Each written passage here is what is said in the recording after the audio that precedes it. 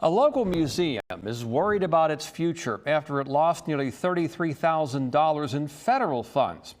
The Virginia Museum of Contemporary Art says the loss of that money could have impacts from the top on down.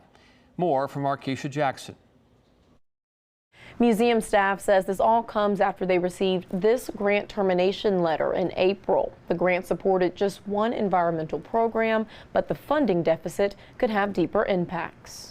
The letter from the Institute of Museum and Library Services, or the IMLS, says the grant is no longer consistent with the agency's priorities and that the IMLS is repurposing its funding in the direction of President Trump's agenda. It's not just about Virginia MOCA in this $33,000. There's a greater uncertainty here. For the Virginia Museum of Contemporary Art, or MOCA, the grant in question is the one that supported Nature's Witness.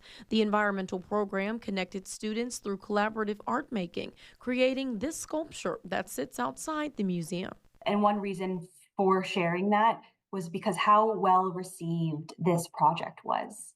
And now Deputy Director Truly Matthews is faced with the harsh reality that the program won't be returning. Residents say it puts everyone at a disadvantage. Students like me that are trying to learn things, if it doesn't have funding, it's not going to exist. Of course, these kids are going to miss out on a whole lot. Museum staff now wonders about the reliability of funding from other national agencies. So they're kind of a reliable source of funding for museums and libraries. The recent executive orders calling for the disbanding of the IMLS as we know it, it's shocking.